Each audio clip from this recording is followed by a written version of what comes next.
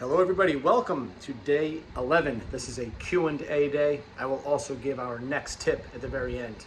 There were a lot of questions. I'm super happy to see that. So we'll begin with some of the more simple things and progress into the more complicated stuff. Number one, there was a question about suggestions for protein for breakfast.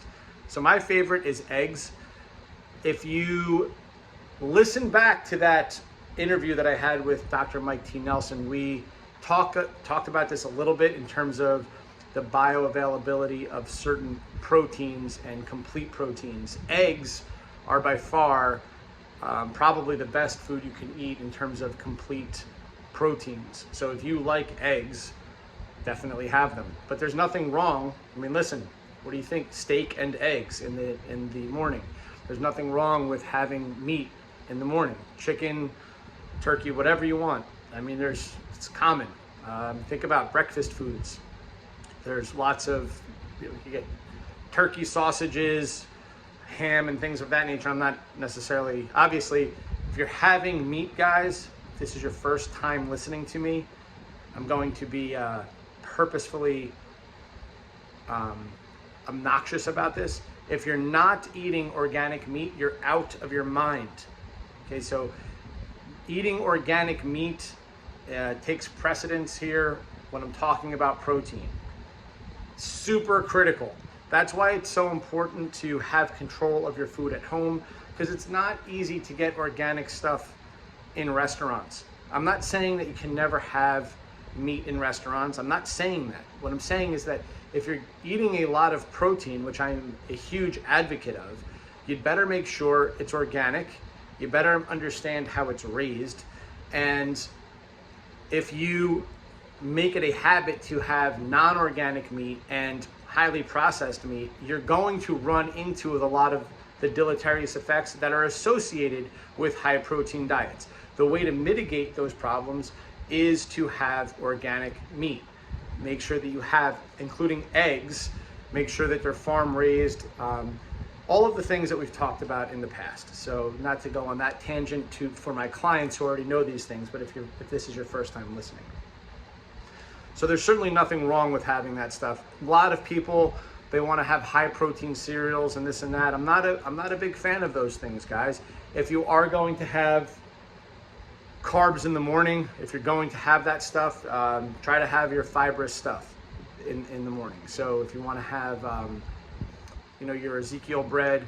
Again, Ezekiel bread is not gluten-free, but it's not highly processed bread. If you have a true gluten problem, you may notice that you can actually eat things that are not highly processed and tolerate them fairly well. But if you have a really bad gluten problem, I don't suggest having Ezekiel bread. It is not gluten-free. Similarly, there's nothing wrong with just having some leafy greens and some fruit with your breakfast. And what I would do, I'm not going to run into my kitchen right now, but you can buy like single packets of collagen protein powders. They're like 10 grams in each one, so you can make a bowl of berries. They make flavored ones. I think one of them is actually berry flavor, and you can just mix it into your raspberries or blueberries. So you get 10 grams of protein with that. You get some fiber, and maybe mix a little bit of fat in there with it. You can put some nuts in there, and if you're in a big rush. All right, so those are some ideas. You could always make a smoothie. The one thing I would tell you is that if you're not used to it, guys, don't go crazy with the leafy greens and the this and the that. Stick with your staple, which is protein. I'm a big fan of the Dream Protein. I'm a big fan of the things that I've carried on my shelf for 20 years for a reason. Dream Protein is it's a non-hormone whey protein. Look it up for yourself. And I sell it for less than Amazon sells it for. So it's the only whey protein that I use. For good reason, because most whey proteins suck for all the reasons I just said about not eating animal products. It's the same thing goes for whey protein. It's milk. It's from an animal that is usually, they use recombinant bovine growth hormone to make them produce more milk. They're often filled with all kinds of antibiotics and other things that you don't want to get into your system. All right. That took way too long to answer the first question, but hopefully you guys got some good info there. Next question had to do with, again, pretty simple question, but an important answer. Tom, these tips that I'm giving, are they more designed for the blood glucose response or more for losing weight? The answer is both. And we're gonna get more into that, because at the end of the day, if you want to reduce your blood glucose, the net result, or the net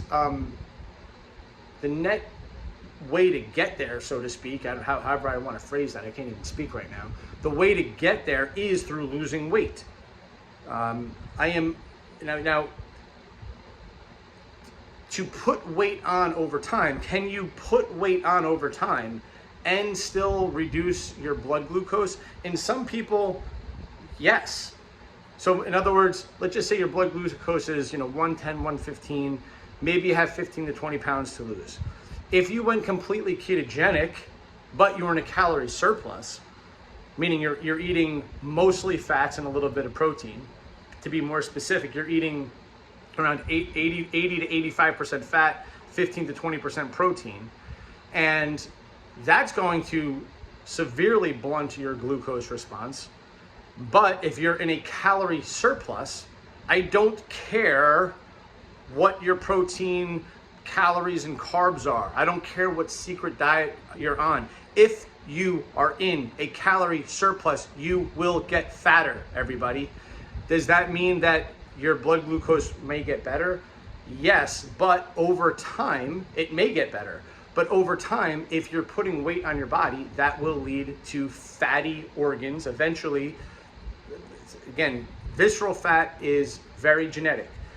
It's genetic, it's gendered specific as well. Most men are visceral fat carriers, some women, but mostly men. And some are even more genetic than that, meaning the percentage of visceral fat that you carry. So if you're somebody that carries a lot of visceral fat, you're gonna be way more prone to organ fat, specifically I'm talking about fatty liver, which will map onto problems in all of your blood work, including your blood sugar. So some of it is highly dependent, but just giving you an example that yes, it is possible for one thing to come down while also gaining weight. But as a general rule, what you'll notice, what I'm trying to do here is if you follow what I'm telling you to do, it becomes very hard to overeat when you're following my tips.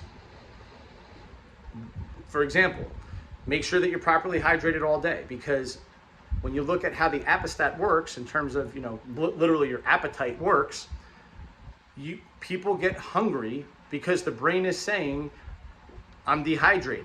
So it is clinically shown that when you're dehydrated and when you're tired, I've already started to delve into our next tip, hint, hint. I've never talked about sleep before in any of these videos. But when you're tired and when you're dehydrated, your body and brain often mistake that as hunger. And so you're more likely to overeat. Well studied, well documented.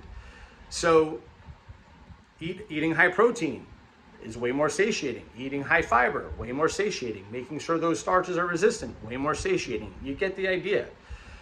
It becomes way harder to overeat if you follow what I'm saying in this regard. There was a few questions all along the same lines. A lot of them had to do with what I was talking about with blood pressure, potassium, basically the electrolytes. This is definitely a more complicated conversation, but let me be brief. If you're on beta blockers, if you're on water pills, you are way more likely to be potassium deficient. Some water pills are potassium sparing. If you're on a water pill that's potassium sparing, you're more likely to be hyperkalemic than hypokalemic, meaning high potassium than low potassium. I just wanted to make sure I said potassium there, sorry. So if I didn't, so let me say that again. If you're on a beta blocker or a water pill, you're much more likely to be, and if you're type 2 diabetic, you're much more likely to be potassium deficient. I spoke a lot about the electrolytes and how important those balances are. Some water pills are potassium sparing, and you're more likely to be hyperkylemic. And I also talked about beta blockers. You can be hyperkylemic as well. That's a big issue because none of these things, not sodium channel blockers, not calcium channel blockers, not potassium channel blockers, not beta blockers, not water pills, these things, they're literally, they're called type 1, 2, 3, 4 medications for either arrhythmias, for blood pressure. None of them are without consequence. Look into it for yourself. In fact, if you start listening to the contraindications and the side effects, you'll start wondering, what the heck are we using them for anyway? Some medications you'll literally hear that they are not as effective as a placebo. Especially in sodium channel blockers. There's a bunch of different medications in each of these categories of medications. But when you listen to how they work and you listen to what their side effects are, you'll start to understand why I'm saying, guys, please just address the problem. Most of the time it's, please lose some weight, please stay hydrated, please make sure you're getting your electrolytes. So hopefully that makes sense. If you're really interested in learning this stuff, I will send you things to listen to. You may say, well, Tom, how do you know these things? Well, the reason why I know these things is because I subscribe to 3 different channels where that literally help you prepare for medical board exams, which anybody can do. It's worth it if you really want to learn mechanisms of these things. So depending on what you're interested in, you just scroll down and you listen to what's really important for you. And most of the things that I talk about are relegated to only about 1/5 of what's on any of those channels, but you can get good at understanding that stuff. And if you want to just listen to the cliff notes of some of those things, I'm happy to send them to you guys. There was a couple of questions about or revolving around blood glucose response to food. Everybody's going to be different, guys. The thing about these monitors, if you're not checking them, even when you check them manually, depending on what machine you're using, they can vary. That's why I wanted you to use the same one that we were using for the constant blood glucose monitor.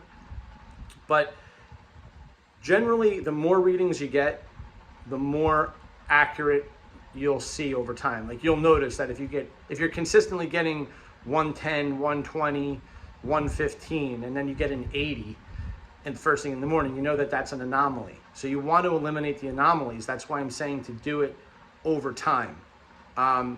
And it is important that you do it over time. The most important thing is that you do it first thing in the morning. If you want to do this stuff a half an hour after you eat, an hour after you eat, that just goes to prove, which again, I'm just trying to show you guys that this stuff really works, that the things that I'm telling you to do in this 40-day challenge actually work. But you should see a trend over 40 days that your morning blood glucose goes down. That's the important thing. There was another question dealing with, what was the other one? Oh, age. It had to do, so the question was, if I'm older, should my blood glucose be higher? No, but if you're older, your blood pressure should be higher. A lot of people don't talk about that either. That's the other thing about blood pressure. Across the entire world, nobody can agree on what blood pressure should be. It's pretty funny. Look at what the standards are in places in Europe, in India. Look at what the amount that it differs is hilarious. But what is for sure is that the older you get, your blood pressure, your average blood pressure will be slightly higher, which is normal, but not your blood glucose. Your blood glucose should still be in that normal range, preferably somewhere in the 80s is ideal. These are all great questions, guys. I ask you to keep them coming, and sorry the video is a little bit long today, but lots of great questions. And I think I'll save the next tip for tomorrow, considering that you already know that it's going to be about sleep and its effect on your blood glucose, because it does. does affect blood glucose. All right, everybody, have a great rest of the day.